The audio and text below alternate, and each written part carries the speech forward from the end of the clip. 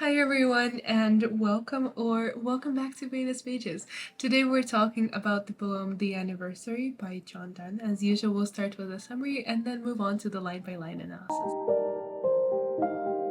This is a lyric poem on the timelessness and the eternity of love. It's on the theme between the relationship between love and time, and this is a poem likely written around the first anniversary because at some point he directly says that this is an anniversary for 1 year of his relationship with Anmore, the woman that he gave up everything for.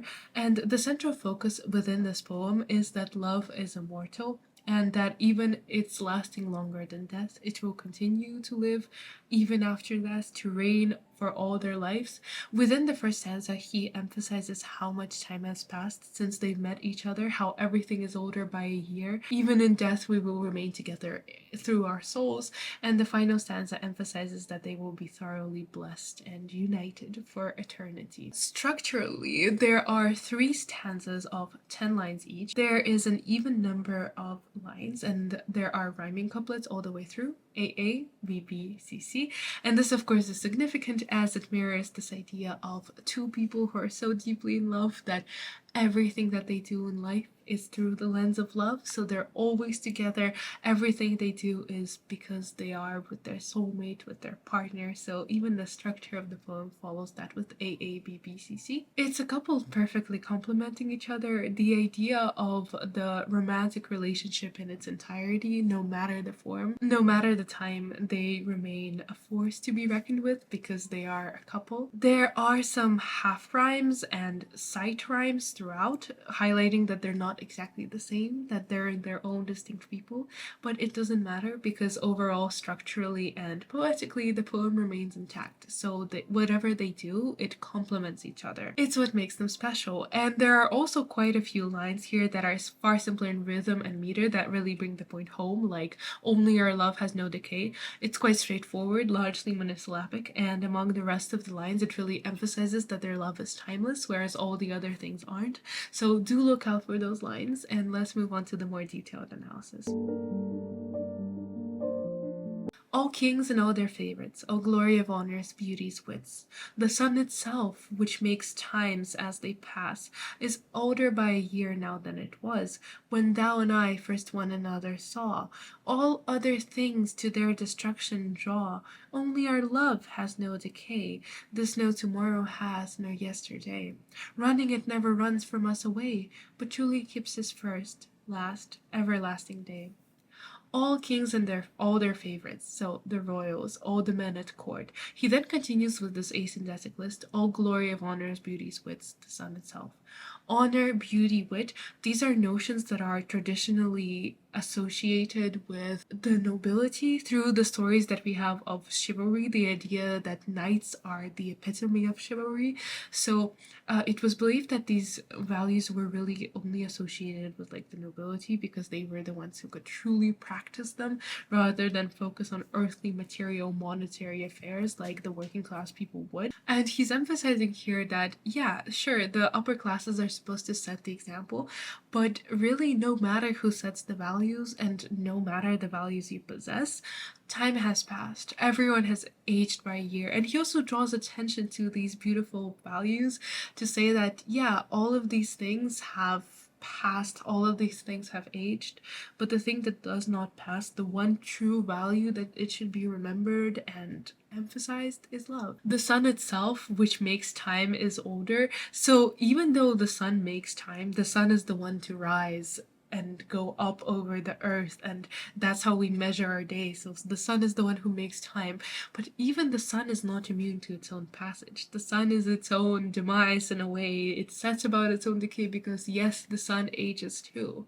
Even the sun, which makes time, it has aged since you and I first met each other. And in the A-level version, it's important to note that instead of a colon, there's a full stop at when thou and I first one another saw. It is here in this line that we get to the main point, that all other things to their destruction draw, only our love has no decay. Everything ages, everything draws destruction to itself because it's natural, it's a passage of time, everything begins to be destroyed. All the nobility, the court, the so-called eternal values, even the time, even this massive orb in the sky. But our love does not decay. Again, this monosyllabic line, it emphasizes their superiority. It draws attention to this all-powerful force that is love, that the only thing that does not age, it's time-defying. Again, it's that idea that love creates its own rules that bend nature, that bend society's rules, that bend every rule in existence. This no tomorrow has nor yesterday. This refers to love. It has no tomorrow, it has no future, which you might think is a bit strange, but then it follows up with it has no yesterday. No future, no tomorrow, nor the stress falls on nor. It exists in a sort of timelessness, even though it may run, it's never runs too far away from us because there is no future without us in it, so love cannot exist without us. And it never stays too far behind in the past because they never stop loving each other. It keeps his first, last, everlasting day. It draws attention to this. No tomorrow, no yesterday. It's first everlasting day. First, last. It's an oxymoron. How can you have something be first and last at the same time? But this is it. This is the paradoxical nature of love. That it can exist and that it's so different from what we can define, and that's why it defines itself. It creates its own rules. It creates its own ideas. Their love will last forever as it passes its timelessness, and there's also this repetition of three, bringing us back to this number significance. This first, last, everlasting, or nor tomorrow nor yesterday, it's now. There's a lot of the repetition of three, which brings us back to the significance of three, which we have spoken about so many times within this series, how it's an important number biblically and culturally as well. So he really brings it back to the idea that love is the foundation of everything. Our religious beliefs, it holds important, it mirrors this three. Our cultural beliefs, love is the all-defining factor, and really it's all-powerful, and it's nature who obeys love rather than love that obeys nature. Two graves must hide thine and my corpse. If one might, death were no divorce. Alas, as well as other princes, we, who prince enough in one another be, must leave at last in death these eyes and ears, oft fed with true oath and with sweet salt tears. But souls where nothing dwells but love, all other thoughts being inmates, then shall prove this or love increased there above, when bodies to their graves, souls from their graves remove. Two graves must hide thine and my course. That's a very sudden turn from the whole, oh, our love lives forever. Our two graves are gonna hold our bodies. He reminds us once again, it's a memento mori. You and I are going to die, he says to his beloved. And the good news is, darling, is that even if we die, death is not a divorce. It's a direct reference to marriage vows, the whole till death do us part. Here he is directly contradicting it, that death will not do us part. We will not be divorced in death, alas, as well as other princes. So again, we are the princes who prince enough in one another be. For each other, we're the true royalty. We don't recognize this earthly authority that you have. We're not focused on these material values of who's the nobility, who has the wealth, who's inherited the title. No, we have our own rules. We have our own definitions that we created because we're so powerful, because we love each other. For you and me, we are each other's princes. We're that, again, that epitome, that image of someone who sets the values. We're all of that nobility and honor and beauty and wit. We're all that for each other. And it's also, I think, a rather progressive idea that they're both equal counterparts to each other, that they're both princes, that he's not saying, I'm your prince or you're my prince, that it's not like in the other poem where the woman completely rules over him, or where well, I don't think we've so far done a poem where he rules over the woman. No, it's very much Donne supplicating at the knees of his beloved, but it's a poem that is a lot more equal and progressive in that he's saying, well, in this relationship, there's no such thing as a better you or a better me. We're equals. That's what matters. Must leave at last in death these eyes and ears. It's an expression of regret, the only expression of regret really, that he's going to die, and this is that he's not going to see these eyes and ears again. It's a very sweet idea that actually what I'm most going to miss about this world and what most disappoints me about death is that, yeah, of course you and I are going to exist in this soulless form and live together, but then when do I ever get to see your form right now as it is with your eyes and with your ears?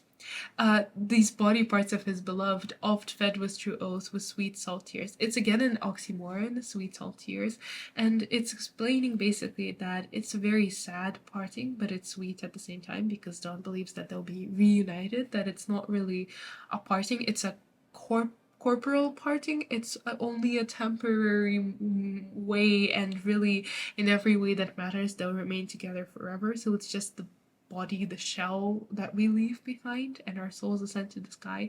And again, it's a reference to the Platonic ideals that we have previously discussed. This idea that we're put onto this earth as soulmates and we try to find each other, and within our body, within our physical shell that weighs us down, that is the cause of our gravity, that so that we can remain on earth, we're half full. But then when we ascend up, that's when we can, if we found our true love, reunite with the other half of our soul, and then we can rise up to heaven. So that's the idea here. Our mortal bodies may die, but not our spirits. Souls where nothing dwells but love, all other thoughts being names.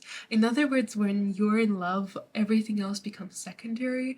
Your soul is not mostly composed of thoughts, as it is for people who are not in love, for people who are more rational thinking. But when you're in love, your entire soul, your entire being is composed of love. It's your love that fills you up, that ultimately takes you to the heavens. Our love increases. So we almost multiply because our bodies go to their grave, their earthly grave. When bodies die, our souls from grave remove. Our souls ascend to heaven and we're together once more. And then we shall be thoroughly blessed. But we know more than all the rest. Here upon earth we're kings, and none but we can be such kings, nor of such subjects be.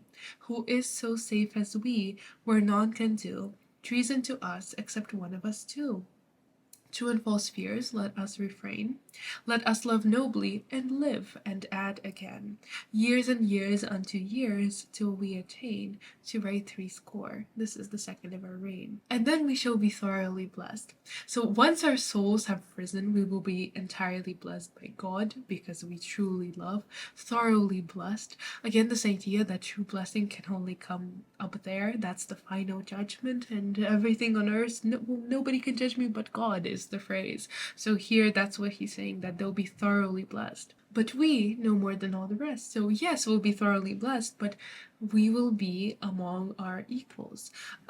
God is the one entity that truly loves, is the message here. So yeah, no more than all the rest. We'll be blessed because all the other people up there will be the ones loving, and ultimately God is the all-loving being, all-loving creature, so certainly we'll be among equals. Here upon earth we're kings, and none but we can be such kings, nor of such subjects be. Who is so safe as we?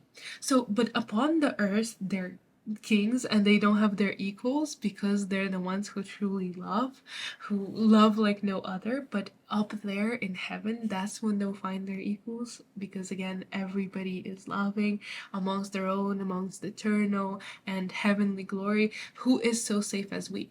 This rhetorical question, it highlights that they're safe, that they're untouchable because of the armor of love. So where none can treason do us, except one of us. Basically, he's saying here that nobody can really hurt us because we're so invincible, made so by the power of love.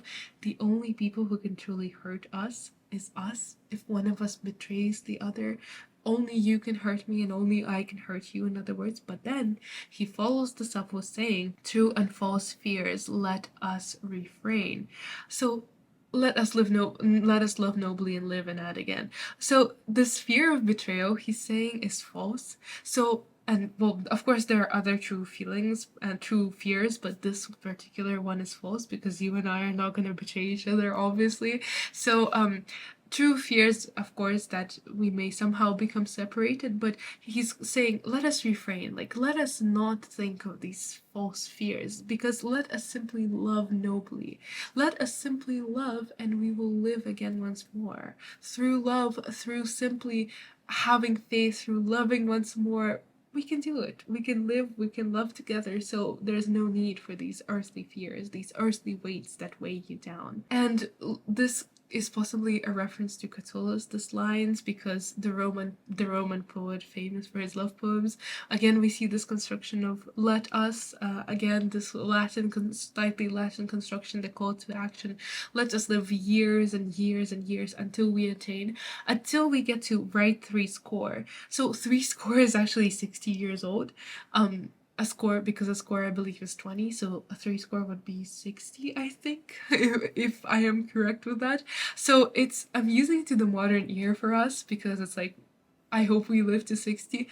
60 is not that long to live, right? But during Don's time, it would have actually been not unattainable, but fairly outlandish, because most people died in their 40s and 30s, and women in their childbirth in like 20s sometimes. So really, 60 was a very rare age to live in. So I like that he sets this goal at 60, because it's not too unattainable, in that he's saying, yeah, we can do it. It's like our challenge, that we can strive for it, that we can live together. It's not impossible, but it's also not possible for just anyone. So it's again that implication that love cures all evils, restores the balances of humors within one's body. In other words, this is the second of our reign. We will continue to love, and we will live with love once more. So once we get to 60, even if we die before or after 60, doesn't matter, because we live again. We have a second chance to live. It will be our reign. Again, that the word reign, the solution to king, the fact that like we come out on top always, primarily. We're the ones in control. We're the ones that are truly ruling this world with the true values that are important, because we are in love. And love is the ultimate value, and love is the ultimate superpower, as is the message in most of Don's poetry so far. So thank you so much for getting through another poem by John Donne with me. I hope you're enjoying this series. Thank you so much for watching, and I will see you next week.